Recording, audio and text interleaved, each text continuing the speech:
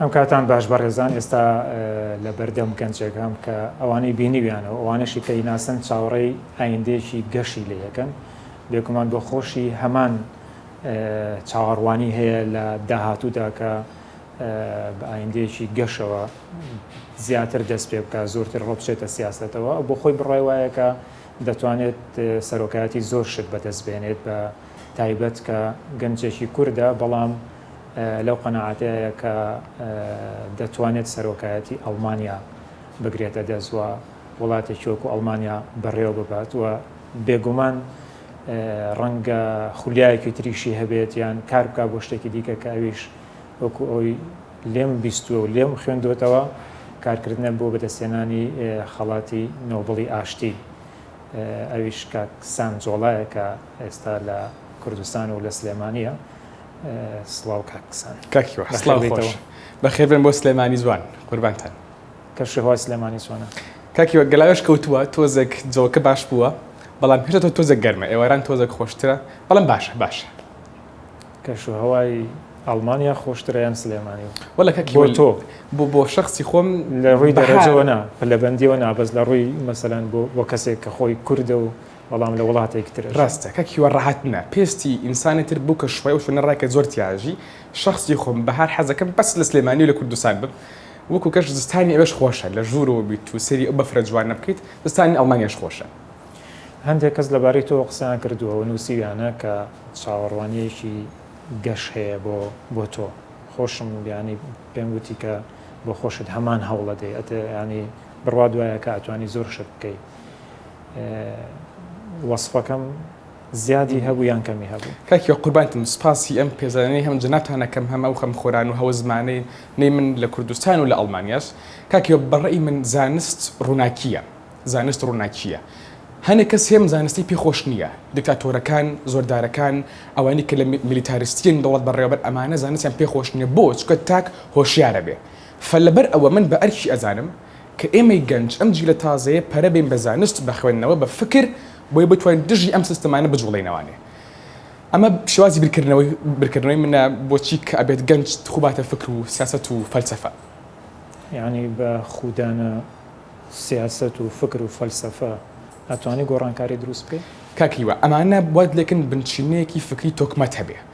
بەس نییە ئەمە بەس نییە خۆڕێکخستن لەگەڵ هاوفکرەکانتە کۆکردنەوەتان و ڕوونی ئامانجەکەتان کاکیوە ئەمەیەکێکە لە کێشەکانی هەم لە سیاست لە غەربیشە هۆی بوونی سیاستمەدارەکان لە جیهانە چییە؟ ڕێکخستنی ژیانی ئینسانە باشکردنی ژیانی خەڵکە زۆر کەسێ لەم سیاسیانە کەچن کاروباری سیاسەکەن یەکەمەکان زۆر باشە نمونەوان زۆر لە جیهانە بەس کاتێک کە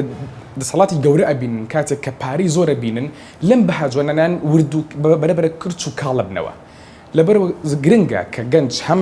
گەشە بە بواری فکری بات بە بواری فەلسەفی بات و لەگەڵیشە خۆی ڕێکخات و لەسەر و هەمویان ئامانجەکەی ڕوون بێ من بۆ یەم لە خۆبوردەیەن کار بۆ خەڵکی کاکەم بۆی کە ژیان و جیهان لە عەدالەتە لە شوێنێکی عەدالەتەتر و ئاشتیاترە مرۆڤ بژی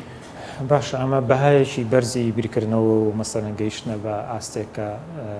ئەوانەی کە خوێندەوارێکی باشیان هەیە ئەوانەی کە زۆر ڕۆشنبیرن ئەگەن بەو ئاستا پرسیارەکەی منەوێت لە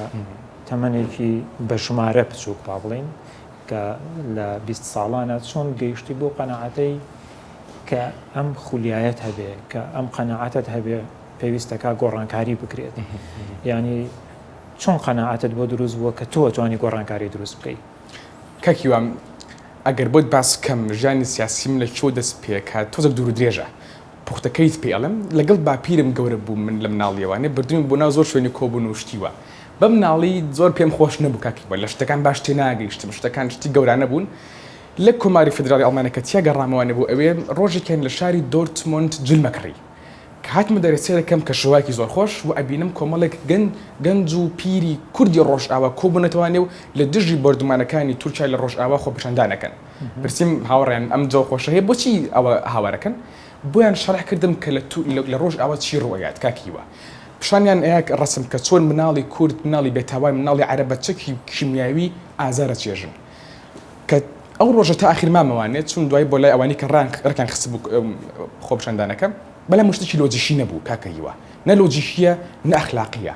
وتم ئۆکەی کەواتە من ئێستا گەنجێکم ئەم تاوانە ئەبینم ئەرکە لەسرم ئەگەر بتوانم بمەوێت گۆڕانکاری بکەم کاکەیوە خەڵ پڵاو نەبین باشە گۆڕانکاریکردن لە ئەستی شەرقی ئەوسەتای لە ئەستی جیهانە قورسە بەڵام مستحیل نییە خۆڕێکخستن ئەتوانین گۆڕانکاری بکەین لەبەر ئەوە هەر کەس لە جێی خۆیەوە وەکو ڕۆژنامەنووس وەکو سیاسەتمەدار وەکو نووسەر هەر کەس لە جۆی خۆیەوە دەست بکات بە گۆڕانکاری لە ژیانی خۆیە باشەکانی ئینسان بدۆزەوە نەخراپەکانی ئەتوانین گۆڕانکاری بکەین من باوەڕم کاکە هیوە بە فەلسفەی کانتە ڕۆسۆی فەڕەنسی ئەڵێ ئینسان خۆی لە خۆیە باشە بەرەبەرە خراپەکرێت من دو باوەڕێم کە ئینسان خۆی لە خۆیە ئاژەڵیە ئەبێش بێ بە شارستانی کانتەڵە بێ پەروەردەی بکەی ئەبێت گەنج پەروەردەی خۆی بکات بۆی شارستانیان بتوانێت لەم سەردەمەیە ئیشی سیاسی ئیشی فکری ئیشەکانی کەی بکات گەنج چۆن خۆی پەروەردە بکە ئێستا تۆ بۆ خۆت چۆن وات کردووە کە خۆت پەروەردە بکەی بتوانێت ڕۆشنبیری باش وەربگری چیت کردووە کاکیوە لە ئەڵمانیا من بەتەنیا ئاژیم با هێشتێکش بڵێم ئەو تەنایی کە لەوێ بەریکەوت و موبایل لێ کردووم کە خۆ بەمە خوێندنەوە تەلەفۆنەکەم بۆ باپیرم و بۆ دایکم لەوێ بە سەدان کتێبم بۆ بنێرن داوای خواردن کەمەکەم هەر نایکەم بەڵام کتێبم بۆ نێرن ئەم فەراغی ژیانم تەنیایە بە خوێندنەوە بڕەکەمەوانێ و مودێکی هاوڕەکانم تەمەنیان زۆر لە خۆم زیاترە ئەمەش وام لێ کات کە مەسەلەن حەزکەم وەکو ئاستی فکری ئەوان ببینم حەزکەم لە جیهان تێ بگەم لە ئاڵۆزەکانی ئابووری و سیاسەت و پەیوەندی نێودەوڵەتەکان تێ بگەم ئەمە کە ئەزانم نازانم وام لێ کات زیاتر بمێ بزانم هەوڵ بەم بتوانم زیاتر بزانم ئەمە ئەو ماتۆڕێکەوەم لێ کات بەردەوام لەسەر خوێندنەوە و تێگەشتنی ئەم گیانە ئاڵۆزە باش بەڵام کاکی وی عفوم بکە ئەگەر دیقەت بین سێری ڕسمەکانی فەیلسوفەکانی کۆن بکەین کاکەهیوە کە من ئەو فەیلسوفانی کە لەسەر سکی بەتاڵ ئیشی خوێن ناکردووە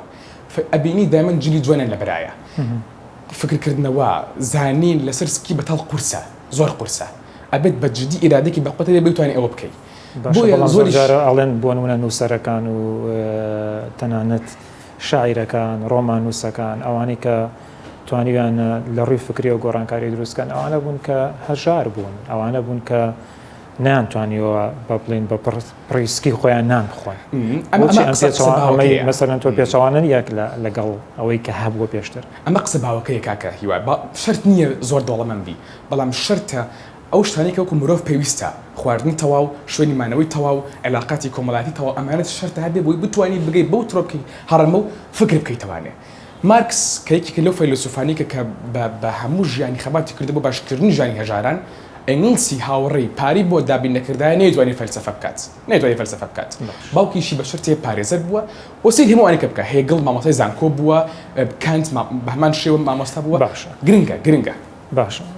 بۆ ئەوەی کە زۆرتر هانی گەنج بدەیت بۆ نمونە خۆت سەرۆکی پەرلەمانی لاوانی مامتیقەکەی خۆت بووی دواتر ئەم ساڵ و پاریش نوێنەری یان با بڵێن وەکو نوێنەری ئەڵمانیش نەبێ وەکو کەسێکی ئەڵمان لە کۆڕبەندی جیهانی لاوان لە دافۆس بەشداری و کردووە با لە پەرلەمانی لاوانی مامتیقەکەی خۆتەوە دەست بکەین توانیتە چ گۆڕانکاریێک دروستکەی مادام دەتەوێت زیاتر گۆڕانکاری بکەیت کاکیوە لە پەرلەمانەکەی ئێمە پەرلەمانی گەنجان کۆمەڵێک گەنجی بە ورەین حەزمان کردووە لە شارەکەی خۆمانە لە شوێنی خۆمانە گۆڕانکاری بکەین یەکێک لەوانەیە کە من زۆر شەنازی پێواکەم ئەوەیە کە سیستمی پەرلەمانەکەم گۆڕیوە دەسەڵاتە لێناوتە خوارەوانێ جاران سپیکەرێکمانە بوو وتەبێژێکی پەرلەمانە بوو کە وەکو سەرۆکی پەرلەمان ئەجوڵایەوانێ ئێستا کردن بە سیستمی هاوسەرۆکی دوای خۆم دەستورەکەیم گۆڕیوە و ئێستا لە زۆربەی کۆمسیۆنەکانی ئەنجومەنی شارەوانی گەنجی تایە ئەمە کاکە هیوا بۆ پیرەکان تۆزێک ئیزعاجە گەنجێت قسەکە پرسیارێکە تاقی خۆی داداغڵەکان بۆیان بێزارکەرە بەڵام کاکیوە بۆ خۆ شەنجەی سوودە چونکە ئەو شێوە بینینەی کە منی گەنج هەمە لەسەر کاروباری ڕۆژانە ئەو لەوانێ نەیبێت لە مەکتەب نییە بەرجادۆبانی پاس کەمترێکەوێ من کێم ئەم ڤیوەی ئێمێ ئەم دیمەنەی ئێمێ ئەو ئەتوانێت باشتر سیاست پێنووس بکات لەگەڵ منە واتە ئەم وزە گەنجە لەگەڵ ئەم ئەزمونە پیرە بین لەیەک ئەتوانین خزمەت بکەین ئەومان کردووە تۆ خۆت جگە لە لاوان لە ئێسپێدێش هەر ئەندامی لەوێ چیت کردووە یان توانیوتە چ گۆڕانکاریەک بکەیت لە وەکو لاوێک کە ئەندامی وەکۆڵە حزبی دایکی بەڵێ کاکە هیوا لە کۆماری ئەڵمانیا ئێستا جەوێکی سیاسی ناباشمان هەیە ڕاستڕەوەکان لەسەر کولتوری کۆنی نازیەکان خەریکە بەرەبەرە دروستە بنەوانێ لە ئیتالیا ئەوان حکومەکەن لە هەنگاریا ئەوانن لە پۆڵۆنیا بەقوتن لە فەڕەنسا بەقوتن لای ئێمەش ئێستا بەم ڕۆژانەی دوایی بینیمان لە دوو هەرێمی گرنگی ڕۆژهەڵاتی ئەڵمانیا بردوانێتەوانێ کاکە هیوا حزبەکەی ئێمە حزبێکی چەپێکی واقعیە ئەمان نەوێت لە چوارچێوەی ئەو سیستەمە ئابووریەیە بین خزمەت بە کۆمەڵانی خەڵک بکەین من وەکو ئەندامێک لەوێ کاکە هیوا لەگەڵ هەڤاڵەکانم لەوێ بەردەوام دەنگی چەپی ئەڵمانی دژی ئەم عنسورەتە دژی ئەم عنسورەتە کاکە هیوا حەزەکەم ئەوەت پێ بڵێم ئەڵمانیا پێویستی ساڵانە بە 600,000 دەستی کارە بە ئیشی بۆ بکات بۆی ئابوورەکەی گەشە بکات باشە ئەمە یعنی چی پێویستی تۆ بە کەسی پەنابەرە داغڵی سیستمی ئابووریەکەت بێ ڕاستەوەکان بە خەیاڵێکی پڵاوی کۆن ئەیانەوێ ئەڵمانیا بەڕێوەبەرن ناتوانن ئەم شەڕا کاکیوە یەک مەجالم بێ ئەم شەڕە هەنێک حەزبمانەیە لە ئەڵمانیا کام شەڕە بە شەڕێکی ئەخلاقی ئەیانەیە بەڕێوەبەرن حزبی SPD حزبەکەی من ئەمانێ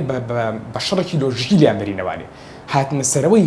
AFD حزبی ڕاستەوەکان زرەرێکی ئابووری گەورەیە هەم بۆ ئەڵمانیا هەم بۆ کەتی ئەوروپا باشە ئەمە تەمان شەڕی بینی ڕاستەوەکان و چەبڕەوەکانە ئەوانیش بە نوعێکی تر باسیەکان و لە هەندێک شوێن ڕازڕەوەکان باشترن لە هەندێک شوێنی چەبڕەوەکان باشترن فەرقی ینی ئەوە شەڕێکی جیاوازە بەڵام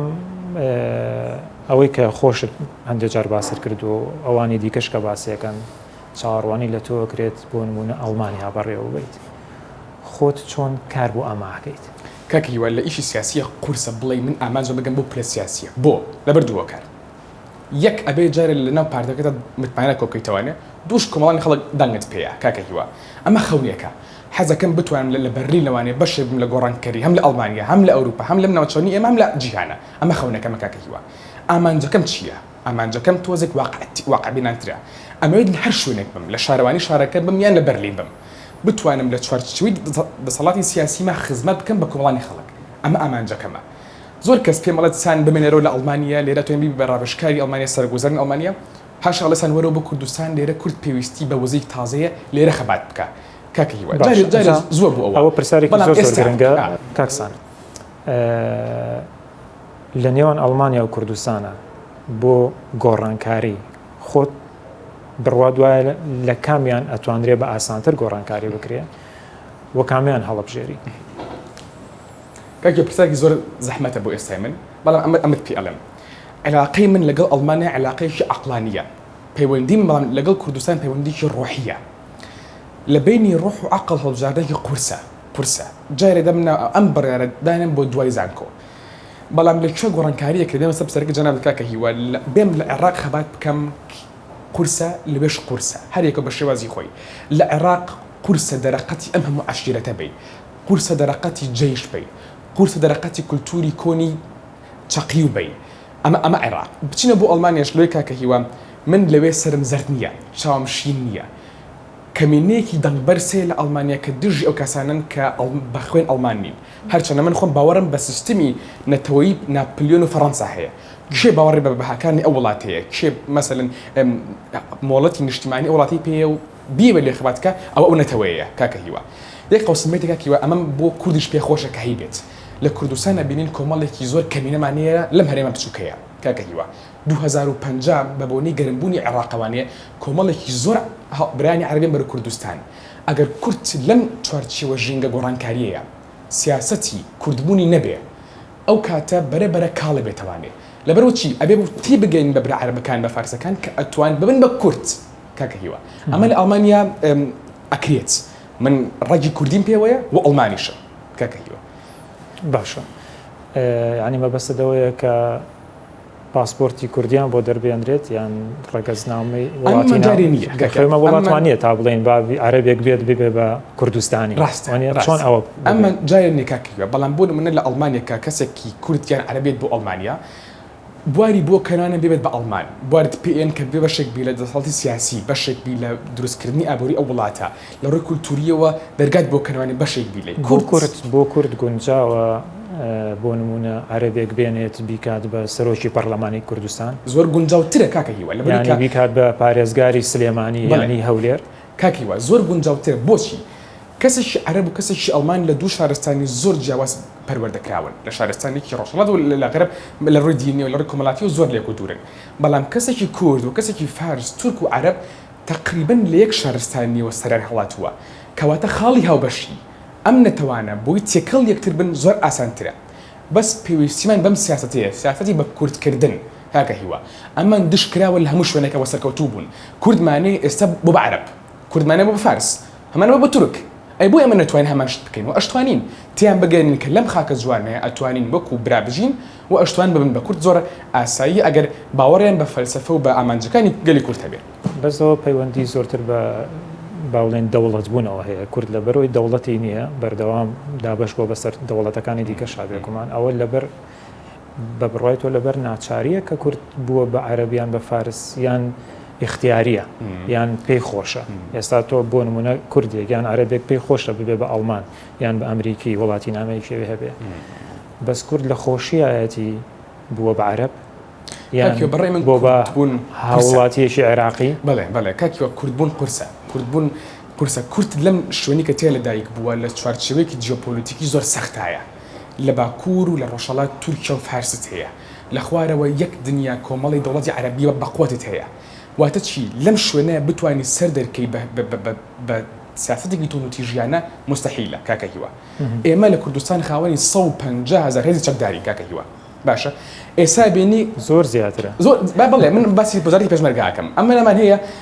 کاکەوە تورکیا ئێستا لە باشووری کوردستانە دەرەقەتی ناین فارس کەی بێوێت یەت دەرەقەتی حەجی شەعبی لە کەفرین نەهاتین یعنی چی ئەم هەموو هێزەمانەیە کە ناتوانین بە شێوەی سەربازی دەرەقەتی ئەم دراوسێنەمان بین ناشمەوێت دەرەقەتی بین کاکە هیوە ئەمە فکرەکەی منە لە بینی تورکیا و عێراق کە ئێمە سنوورەکەین 1.8 ملیار دلار گۆڕانکاری ئابووری لە بینمانە هەیە لەگەڵ ئێرانە زیاد لە 800 ملیۆن دلار کاکە هیوە واتە ئەم دراوسێنەمان بەرژەوەندی ئابووری ڕایان لەگەڵ کوردستانە هەیە خۆستنەوەی ئەم جیۆپۆلیتیکە ئەم جیۆ ئابووریە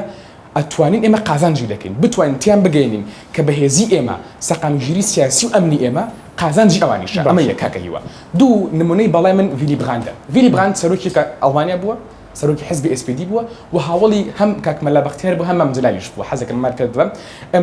ئەو باوەڕ بە سیاسەتی گفتوگۆ هەبوو کاکە هیوە گفتوگۆ سیاسەتی ئاشتکردنەوەی غەرب و شەرق ویلی براند هێناوە کەوتنی دیواری بەرلین تا ئەو کاتەکە بەشی بەرەو ڕۆژهەڵاتچوون ئەو کردوێت یعنی چی یعنی بە گفتوگۆ بە لۆژیکی ئاشتی ئەتوانین کۆی گشتی قسەکانی تۆ لەسەرەوەیە کە کورد واز لە چەک بێنێ دەست بکا بە گفتوگۆ پێکەوە هاوشانی یەک بن کاکە هیوە هاوشانی یەک بن هەم بتوانین ناخۆمان بەقوت بکەین بۆ دەرەکی و هەمیش لە ڕووی ئابووری و لە ڕووی گفتوگۆ بتوانین ئاشتیان بکەینەوە ئاشتیان بکەینەوە پرسیارێکرد لە یەکەم لەبارەی کۆرمەندی داڤۆس بۆ لاوانی جیهانی بە تایبەتی ئەو سپیچ ئەو گوتارێکە پێشکەش کردو بەڵام بەر لەوە دەمەوێت پێ بڵم لە سیاسی کوردەکان و لە سیاسی ئەڵمانەکانیش کە تۆ بینی وتن قسە و لەگەڵا کردوون چیان پێوتویت ڕستەیەکی سیاسێکی ئەڵمانی هەیە کە بەلای تۆوە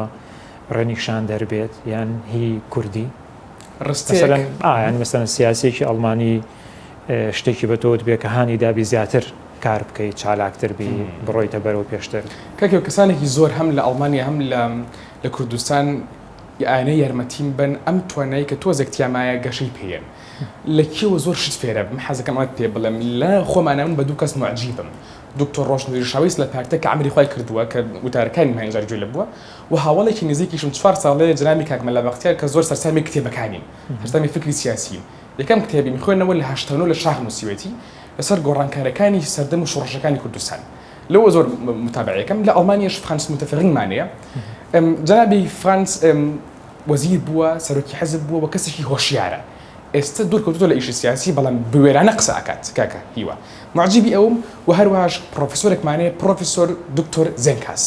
خاوەنی تێزی شەشگۆشی شارستانیە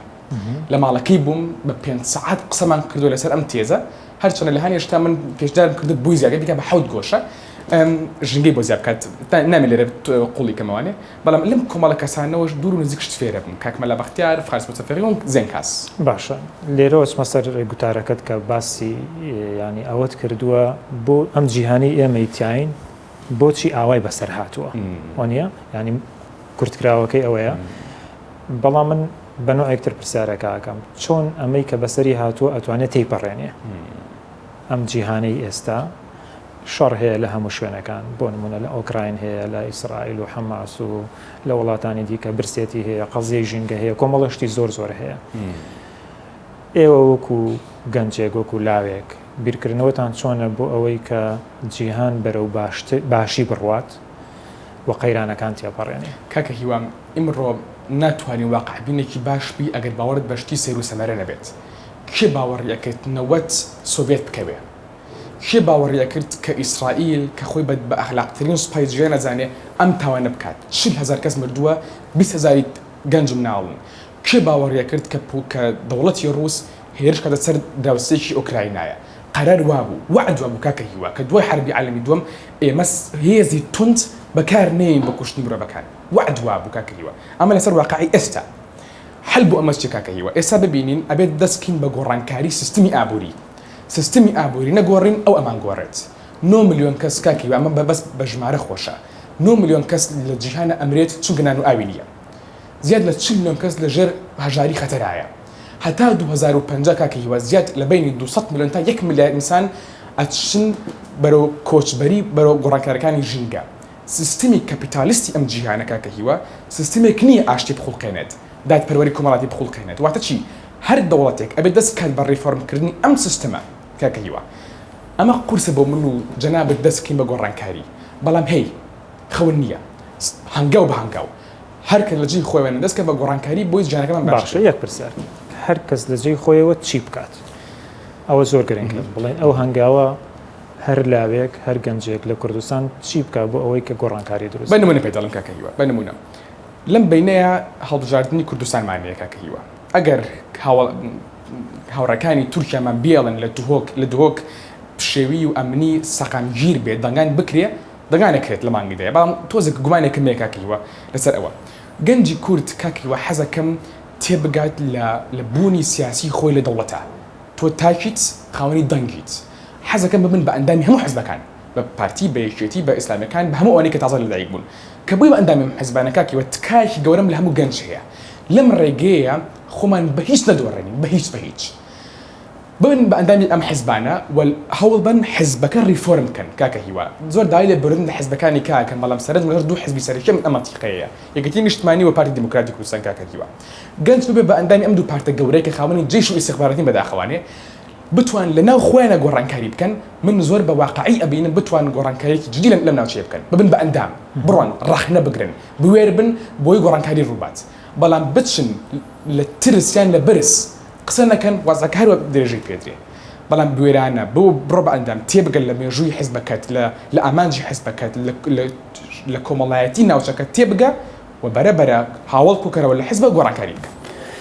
دەستخۆش زۆر سپاس دەکەم. سپاس کاکسان جوڵە یاددارم کە لە چاوپێکەوتنی داهاتوومانە لە پلێ بەرزترا بۆ بێنم. کاکیان سپاس بۆ جەنابتان. سپاس دەکەم. ئەتوانم دوای لە دوان بدەم. کاکی خۆشەویستی یەک شتم بەلاوە زۆر گرنگە یەکبوونی کورد لە منتیقەی ئێمەیە. حەزەکەم ئەمەت پێ بڵێم 66 کە جنابی مەلا مستەفای بارزانی توانی لە هەندرێن یەک لەسەر جێیشی عێراق بشکێنێ هەر کاک مەلا مستەفا نەبوو کاکە هیوا. کورد ئەو کاتە یەک بوو باشە و هەروەها شتوانی وێتی بەرژەوەندەکانی وڵاتانی هەمشە هەمە ئیسرائیل ساوەک و موسەد پشتوانی شۆڕش کاک مەلا مستەفا کرد بۆی توانی بیباتەوە لە شاری هەندرێن. ئەم دەرسە مێژوویە بۆ ئێستش گرنگە کاکە هیوا، گرنگە کورد یەک بێ بۆی بتوانێت مافە بودجەیەکەی لە بەخات بەدەستبێنێ و مافە نەتەوایەتەکانی. هیوا خوازم کە ئەم ناوچەیە بەرەو باشتر بڕوە، بەڵام ئومێدم وایە کە بەرەو باشەوە ئەشوێ بەرەو باشتر بڕوە. قوربان. زۆر سپاس بەهێش بەڕێزان تا گەنجێک و لایەکی دیکەی دەتوانێت وەکو کاکەسان بەخواتان سپێرم.